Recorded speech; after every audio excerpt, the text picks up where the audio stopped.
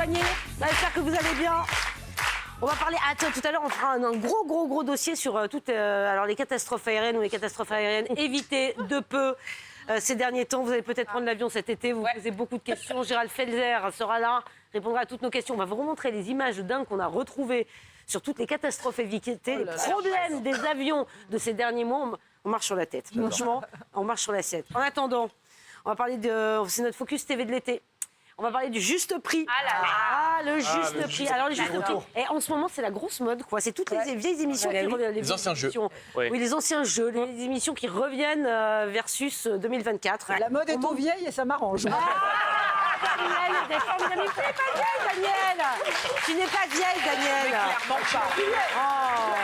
Mais non, mais tu n'es pas vieille. Sur M6, qui a regardé? En fait, vous n'avez pas... oui, bien sûr. Vous avez regardé. Et alors? Validé ou pas? Ah oui. La nouvelle version du juste prix. Survalide. Qui est pour? Qui valide? Qui dit bof? Ouais. Moite. Ouais, moite-moite. Mich. Moite-moite. Pourquoi? Alors, Daniel, toi... Moi, je suis pas objective, je suis amoureuse d'Éric Antoine. Donc, Ah bon, donc c'est dit. d'accord, aucune C'est objectivité. c'est Toi, tu dis oui, tu dis... Non, ok. mais moi j'aime bien. Je trouve que ça a bien vieilli, ça a bien été remis au goût du jour. Éric Antoine apporte un truc extraordinaire. Moi j'adore. Voilà, j'adore cette version. Bon. Oui, Là, pour le coup, on est sur un programme qui doit être incarné par l'animateur. Vincent Lagaffe, c'est lui qui incarne le juste prix pour moi. Même si Éric Antoine est très bon, il est super. Ah si. Qu'est-ce que j'entends là? Le juste prix pour Vincent Lagaffe, c'est pas le juste prix. Le juste prix incarné par Vincent Lagaffe. Vincent Lagaffe. Pas tous en même temps, s'il vous plaît, merci. Pardon, je suis pas du tout d'accord avec toi. S'il y a à la limite un animateur à citer pour le juste prix, c'est Philippe Risoli déjà. mais ça y est, Et après, au-delà de ça, je suis pas d'accord avec toi. Éric Antoine incarne parfaitement le juste prix et je trouve qu'il est très bon dans cet exercice-là parce qu'il faut vraiment être en osmose totale avec le candidat. C'est-à-dire que c'est un show, le juste prix. On rigole autour des objets, des prix, etc. Et Éric Antoine, c'est un humoriste, il est très très bien dans ce rôle. Ouais, mais alors attendez, regardez de quoi on parle. Hein. Pour ceux qui ne voient pas, regardez, on a une petite vidéo. Et on continue d'en discuter. Regardez ce que ça donne, le juste prix, version 2024. Bonsoir et bienvenue sur le plateau du Juste Prix. C'est la première du Juste Prix sur M6, Monsieur Éric Antoine. Voilà pour l'extrait. Toi, tu dis non aussi, Sacha. Non. Juste parlons des scores, 2 secondes. TF1, lorsqu'il y avait le juste prix à l'antenne, c'était autour des 4-5 millions de téléspectateurs avec même parfois... Tu peux pas comparer. Là, franchement, c'est pas du tout la même période. Je compare pas, je donne l'information. Ouais. Maintenant, le juste prix, à l'époque M6, ça fait autour de 600-700 000 téléspectateurs. La semaine dernière, ils sont tombés à 450 parce que ça commence à être un peu compliqué. Là, pour l'instant, c'est non. Pourquoi? Parce qu'ils n'ont pas repris les codes de ce qui ont fait le succès, de ce qui a fait Ils le vont succès changer l'horaire, de l'émission. d'ailleurs, Ils Sacha. ont changé l'horaire. À partir du 1er juillet. Ça valait un peu À partir du 1er juillet, ça sera en vrai access. Là, pour l'instant, c'est en pré-access. L'avantage, c'est que là, à partir du 1er juillet, ils vont remettre un jeu qu'on attendait tous, le plus ou moins. Vous savez, on a eu la fameuse séquence de 998, plus et plus, etc. Ça, cette séquence manquait énormément au jeu lors de la finale et ça sera remis par M6 donc chaque vendredi. Bon, le juste prix, il respecte l'esprit du jeu original, tout en le modernisant. Que lorsque M6 propose à Éric Antoine de reprendre le jeu, il était un peu circonspect, il ne voulait pas vraiment le faire, parce que pour lui, ça représentait une télévision où le bien matériel et le bonheur étaient mêlés. Et puis, il ne supportait pas que les femmes soient considérées comme des objets qui présentent des objets. Pour lui, c'était totalement lamentable. C'est pour la raison pour laquelle il a choisi 2 personnes, un homme, une femme. Et dans le choix des objets, c'est souvent des gadgets superflus. Ils ont choisi spécifiquement des marques éco-responsables qui ont en tout cas un lien, qui ont moins d'impact sur l'environnement. Donc en gros, on s'adapte. Et comme tu dis que c'est 700, 800 000, certes, mais est-ce que c'était en pré-access? Là, ils vont tourner de prime time avec des célébrités. Il y a une nouvelle SAF qui arrive. Ils le montent en access, donc ils y croient énormément M6. Donc c'est très rentable pour la chaîne. Alors justement, là, tu évoquais effectivement les jeunes filles. C'est vrai qu'à notre époque, la femme n'avait pas... Enfin voilà, c'est notre époque. Hein. Ouais, femme potiche, exactement. C'est femme potiche. C'est plus le cas aujourd'hui. Il y a une jeune fille, un jeune homme, regardez. Présenté par la magnifique Caroline et le non moins magnifique Julien, les amis. Qu'est-ce que vous nous présentez? Qu'est-ce que Caroline et Julien amènent actuellement? Eh bien, c'est une planche d'équilibre. Mais vous n'en manquez pas, vous, Eric. C'est une planche d'équilibre. Je sais pas, je regarde ça, pardon, moi je me souviens de le juste prix, c'était quelque chose qui pétillait, voilà ça envoyait. Le décor, le décor il me gêne un peu, non? Je sais pas, le décor du juste prix, ça fait tristoun, quoi. C'est une version plus réduite, c'est vrai. Mais non, mais on est d'accord, le juste version prix, low cost. Mais Ouais, c'est un peu low cost. C'est une version low cost et avant il y avait des prix exceptionnels, des grosses voitures, même Maintenant, tu quand gagnes c'était quoi des petits cadeaux. Bah voilà, on gagne ça une crème solaire quoi. Crème solaire, crème solaire. Marc, tiens, je t'ai pas Ils sont entendu. toujours mieux que le château de mes rêves. Ah, Ça va avant. ah ouais.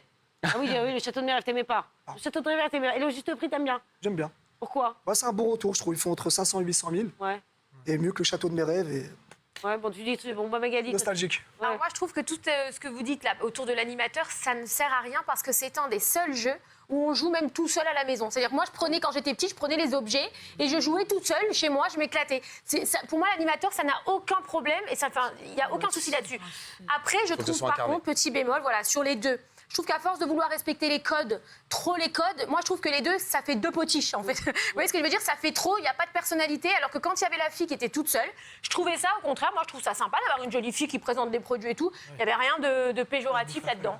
Ah, les temps changés, Daniel. Oui, Tu dis moi quoi, je trouve toi que c'est bien qu'on se rince l'œil chacun, les hommes et les femmes. Quoi. Voilà. T'es d'accord, parité. Un beau jeune homme, une jeune femme. Un beau jeune homme, Un jeune homme, une jeune fille, femme. ça me- Donc en fait, les codes, ils n'ont pas changé. C'est-à-dire qu'on a repris la même émission et voilà, il aurait fallu envoyer quoi? Plus de paillettes? T'es mitigé, toi, Ludivine? Moi, je suis mitigée, mais justement parce que je suis pas trop d'accord avec mes camarades. Je trouve qu'elle limite l'émission. Je trouve qu'elle sent la naphtaline, quoi. Je trouve que quand je regarde, même celui qui est au micro, là, le chauffeur de salle, un peu, il est un peu ringard. Moi, je trouve que les codes il est d'avant. populaire. C'est pas légitime, hein, ça c'est Je sûr. peux hein. finir, s'il vous plaît. Juste, en fait, moi, je trouve qu'il y a le petit côté un peu ringard, mais moi, ce qui me dérange aujourd'hui, c'est le manque de créativité, en fait. Que des émissions ressucées, on n'invente plus rien, on n'écrit plus rien, on ressort le juste prix, on va ressortir Popstar, on ressort tout, et moi, ça me saoule, en fait. C'est vrai que Gérard Vivet, c'est pas encore au programme. ça. La vraie question, c'est est-ce que Ressucé s'est trompé? Ouais, voilà, c'est une bonne question, ça, c'est ça. C'est pas mal, c'est pas mal. Bon, enfin, alors, ce qui fait le succès de cette émission aussi, alors, mis à part les jeux, sont aussi les candidats. Ah ben oui, évidemment, les candidats, c'est comme pour toutes les autres émissions. Ça, c'est sûr que ça compte. Il y avait Odile. C'est une mamie qui a fait le buzz sur les réseaux sociaux. Est-ce que vous vous souvenez d'elle? Regardez. Alors, je vais dire 40 €. 40 €, Odile. Qui vous a soufflé? Vous avez de la famille? La hein dame là. C'est la dame là. Tu la connais? Tu as Non, confiance je la en connais elle? pas, mais si elle m'a roulé, ça va pas ça. J'adore, mais c'est pas mal, non, mais pas mal. On adore, c'est les candidats Alors, qui font des émissions. À l'époque, c'était tourné à Brie-sur-Marne et il y avait une autre manière de caster. Les gens attendaient, ils faisaient la file d'attente et vous avez le casteur qui faisait les allers-retours et qui repérait les personnages. Il notait leur prénom et il les appelait. Maintenant, dans cette nouvelle version, pour optimiser le temps, ils sont déjà équipés en micro, déjà pré-castés. Ils ont rempli un questionnaire et on sait plus ou moins qui va déjà intervenir dans l'émission. Ouais. Ah, bah tiens, justement, qui va intervenir dans l'émission? Tiens, regardez, on vous a retrouvé un petit dossier, là, c'est pas mal, vous allez reconnaître quelqu'un. Venez là, venez les deux là. Venez voir. Je vais vous faire une petite interview de Carlos et vous me faites la même ambiance que celle que vous mettez dans le public actuellement. Hein. Carlos, bonjour. Bonjour Philippe. Vous venez d'où, Carlos? Je viens de Vers-les-Temps.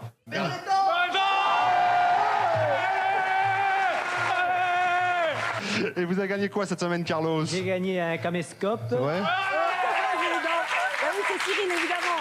J'adore. Mais en fait, c'est la première télé de Cyril Hanouna, en fait. Déjà très en forme, très en Non, forme. c'est la deuxième.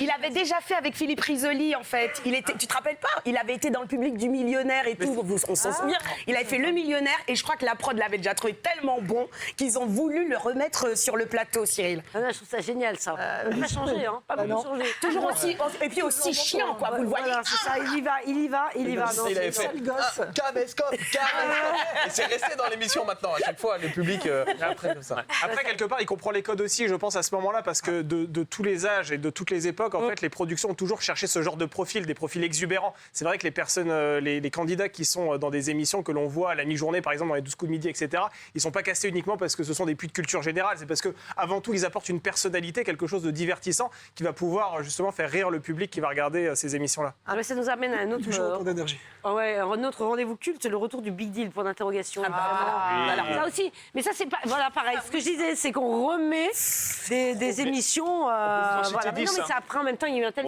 On peut vous en citer 10, hein, des émissions qui reviennent. Qui veut gagner des millions revient pour les 25 ans.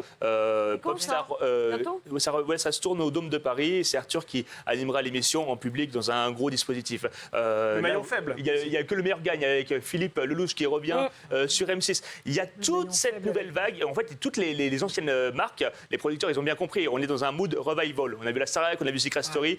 On y va parce que ça fonctionne. Et surtout, il y a une nouvelle génération qui va être touchée. La génération de ceux qui ont 12, 25 ans et qui n'ont pas connu, par exemple, le Big Deal. Et le Big Deal, c'est un gros pari pour RMC Story. RMC Story, vous imaginez bien, les budgets de chaînes de la TNT. Et là, ils vont l'investir en prime time.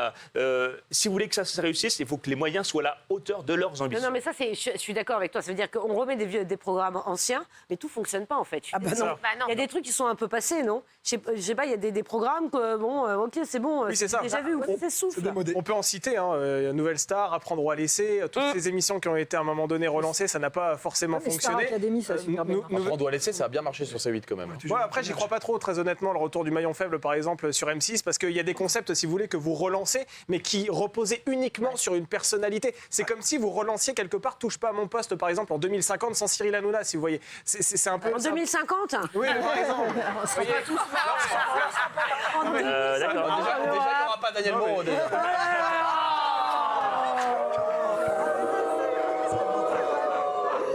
Le maillon faible à l'époque reposait sur la personnalité de Laurence Boccolini. En fait, on regardait le maillon faible parce qu'on voulait voir cette animatrice qui engueulait les candidats qui se trouvaient face à elle. Et là, avec Vincent De Dienne qui va être aux commandes de cette émission, je suis beaucoup plus sceptique. Oui, mais... Ouais. Non, là, je te parle non, parce que le Big Deal, on parlait du Big Deal. Tu suis Déborah, ce qu'il vient de raconter là? Non, il parlait pas du Big Deal, il parlait de maillon faible. Mais moi, je parle du Big Deal. On parlait du Big Deal. Et ben, écoutez, quand il va revenir sur RMC Stories, ce que je kiffe pour le coup, c'est qu'absolument rien ne va changer. Vincent Lagaffe y tenait.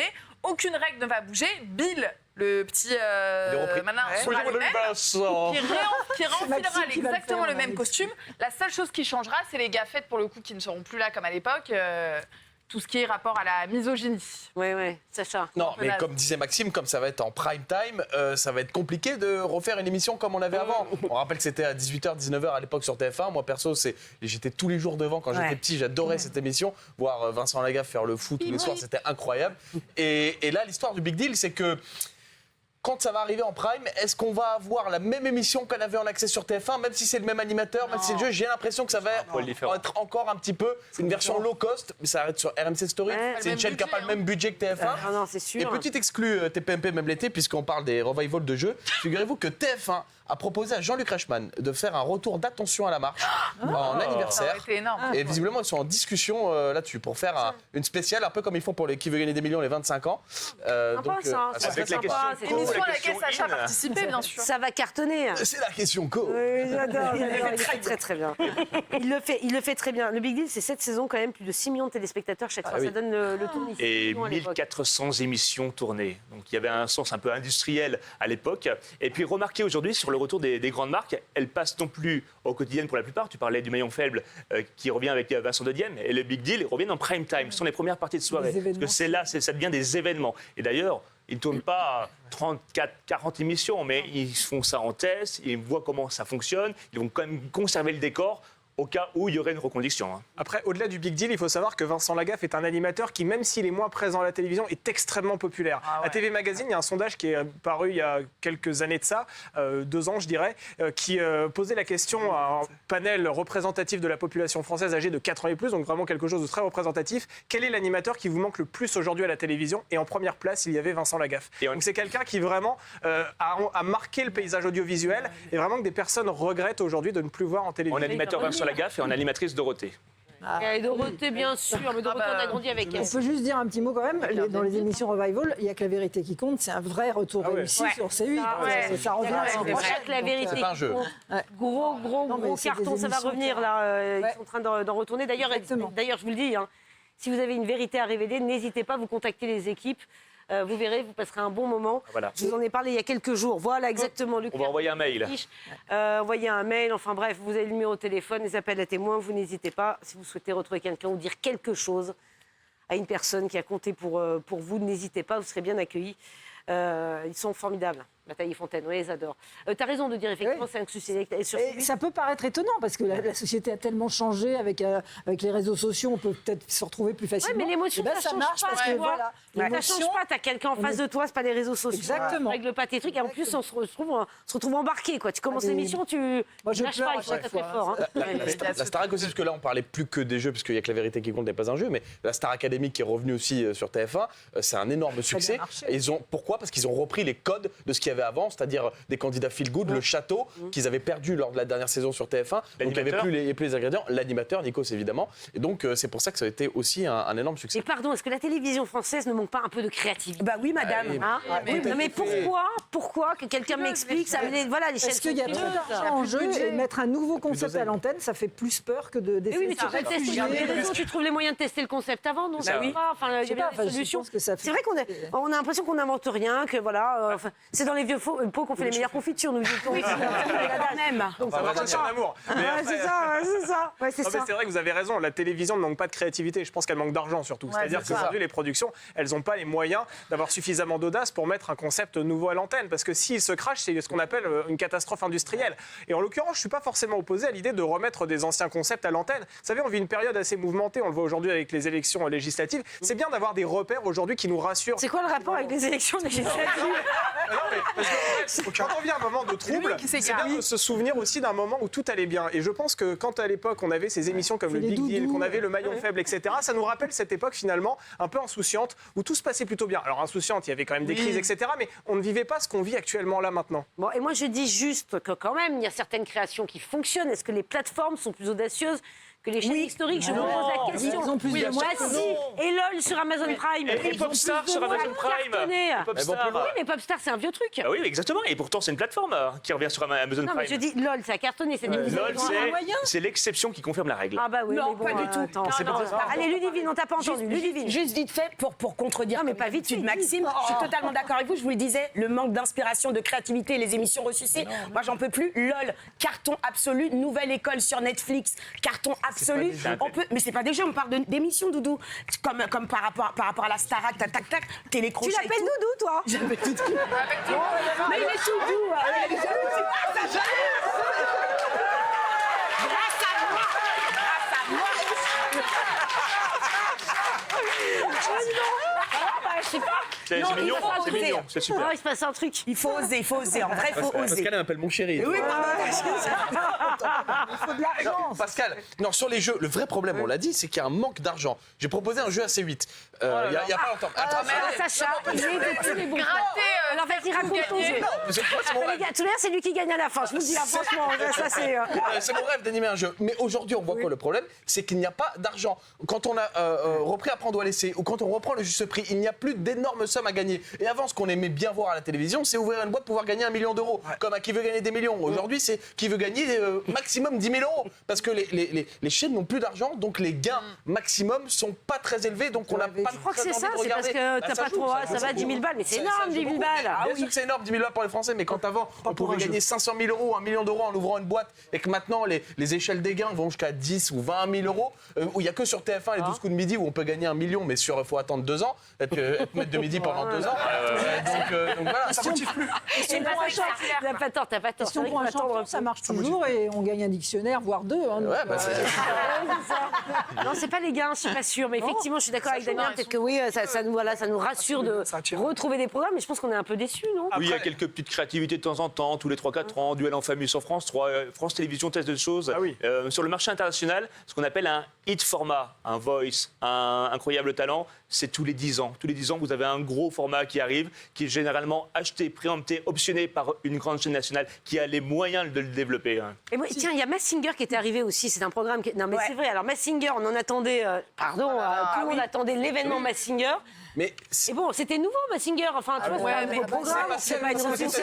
Il y a des stars exceptionnelles, et là, c'est des gens qu'on n'a pas vu depuis 35 ans. Donc, c'est ça le problème. Le casting en France est très compliqué. Les stars ne sont plus comme avant. Pascal, c'est un concept étranger. C'est pareil, ils prennent moins de risques parce qu'ils se disent ça marche ailleurs. Moi, je voulais quand même justement saluer au point de vue créativité Cyril Ferraud, que j'adore, et qui a quand même fait un jeu 100% logique, qui est un carton absolu sur France Télévisions, qui est une vraie création française, qui est très très rare. Donc ça, c'est la réussite. T'as raison, elle a raison, Et pourtant, quand les Français s'aventurent un peu dans tout ça, ils font un carton à l'étranger parce qu'il y a beaucoup de programmes français qui sont vendus à l'étranger. Énormément, TPMP, c'est vendu dans plein de pays, je crois. Fort Boyard, c'est un carton international.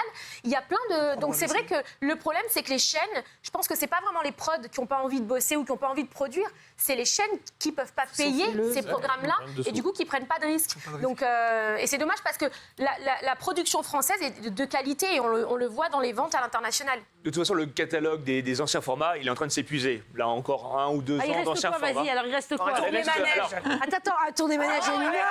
Alors, allez, je vous livre un petit scoop. Attends, c'est revenu avec Coé, c'était un flop d'audience. Ouais. Ah ouais, c'était con ça. La roue de la fortune, Pascal. La roue de la fortune. c'était pas mal. La roue de la fortune, toujours. Non, c'est pas, c'est juste prix. Attends. Allez, petit scoop TPMP, même l'été. France Télévisions travaille au retour donc d'Interville en 2025.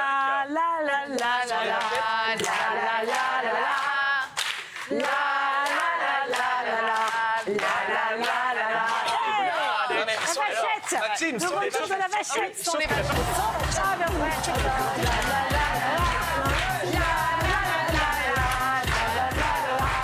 Mais c'est On adore. Ça sent bon l'été. Le retour de la vachette. Ça sent bon l'été. Il y aura pas de vachette. Alors ça faisait des années qu'ils voulaient le relancer. Entre-temps, il y a eu... vachette. Interdit les vachettes. Je sais. Une vachette, plus de tigre. Oui, mais c'est elle qui était symbolisée. Je parle de la vachette parce que c'était elle qui symbolisait. Elle symbolise, absolument. De quoi on parle? Ça fait plusieurs années que France Télévisions essaie de le relancer. C'était coupé par le Covid, par des manques de moyens. Et puis la fameuse pseudo-polémique, vachette, pas vachette. Là, cette version 2025 qui est en préparation, en tout cas, ils veulent le faire, elle serait en direct. Donc, on retourne aux sources d'Interville. C'est ça qui est génial, c'est le direct. C'est le direct. Et puis, c'est pas mal, je trouve qu'attends, mais j'ai l'impression qu'on est une société qui est un peu divisée en ce moment, franchement. Beaucoup. Et là, ça permettrait, je sais pas, de retrouver une cohésion, les villes contre les villes, ça recrée de la cohésion dans les villes, et je trouve que le concept est exact. Et le business model d'Interville, c'est en fait les villes qui donnent aussi un peu d'argent pour faire venir les gens sur place. Donc toute une logistique, et ce qui permet de financer entre autres ce type de programme. Ce qu'il faudrait, c'est que ce soit vraiment en direct dans les deux villes, parce que c'était l'esprit de clocher qui marchait vraiment. C'était ça qui était excellent. Moi, j'ai travaillé sur Interville. J'écrivais les questions sur Interville pendant. Ah bon? Et tu suivais? Non. Mais je veux bien faire la vachette. Si Non.